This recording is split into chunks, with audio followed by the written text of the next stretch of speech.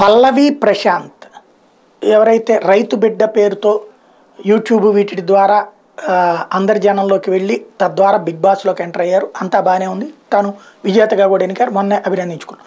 But ఆ తర్వాత జరిగినటువంటిది తన విజయం సందర్భంగా తను వెళ్ళమంటే అక్కడ అభిమానులు అంటూ అక్కడ బస్సు అద్దాలు పగలగొట్టడం, దాంతో సజ్జనార్ కేసు పెట్టారు కఠినంగా.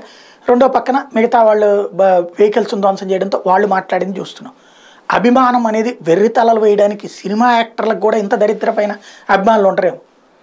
రెండవది కేసు పెట్టాక ఏదో వాళ్ళ లాయర్ అంట అదొక బిల్డప్తో ప్రచారాలు చేసుకోవడం ఏంటది, ప్రెస్ మీట్ ఏంటి, తర్వాత మాకు లిస్ట్ ఇచ్చేయమని చెప్పడం ఏంటి, పోలీస్ స్టేషన్కి వెళ్తే ఎఫ్ఐఆర్ ఇస్తారు, అవన్నీ కేసులన్నీ మాకు చెప్పండి అంటం ఏంటి.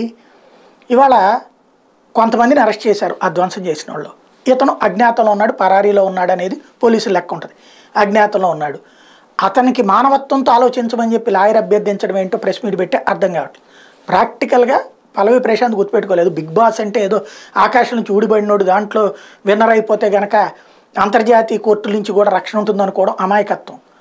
తొందరగా వెళ్ళి లొంగిపోతే పోలీసులకి ఈలో ప్రచారం జరగచ్చేమో, కానీ సింపతి రాదు. రెండోది దానివల్ల ఒరిగేది ఏమీ లేదు. తొందరగా వెళ్ళి లొంగిపోవడం కాదు, పోలీసుల దగ్గరికి వెళ్తే అతను తప్పు ఉందో లేదో చెప్పుకోవచ్చు. సార్ నాకు సంబంధం లేదండి, వాళ్ళు ఆవేశం కొద్ది చేశారు, నేను క్షమాపణ చెప్తాను, కావాలంటే వాళ్ళకి పరిహారం ఇస్తానండి అని చెప్పచ్చు. నేనేం ఎంకరేజ్ చేయలేదని, కావాలంటే మీరు వీడియోలు చూడండి అని చెప్పచ్చు. అలా కాకుండా తను కనుక విడిగానే ఉండిపోతే అప్పుడు పరారీలో ఉన్న నిందితుడిగా కనుక రేపు పొద్దున అరెస్ట్ అయితే బెయిల్ కూడా రాదు.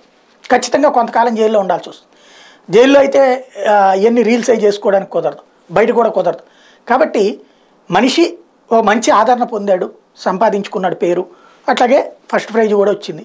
హ్యాపీగా బాధ్యతగా ఎవరెవడో ఏదేదో చెప్తుంటారు ఈ టైంలో, బాధ్యతగా పోలీసుల దగ్గరికి వెళ్ళి అయ్యా నా తప్పేం లేదు, బయట వాళ్ళు అడావిడి చేశారు, వాళ్ళందరి తరపున నేను క్షమాపణ చెప్తాను, అట్లాంటిది మరోసారి జరగనీయకుండా చూసుకుంటానంటే మర్యాదగా ఉంటుంది. ఆ ఎవరెవరైతే బాధితులు ఉన్నారో వాళ్ళతో కూడా మాట్లాడి వాళ్ళకు కూడా పరిహారం అరేంజ్ చేయడం, ఇంకోసారి ఏం జరగదమ్మా అని చెప్తే హుందాగా ఉంటుంది.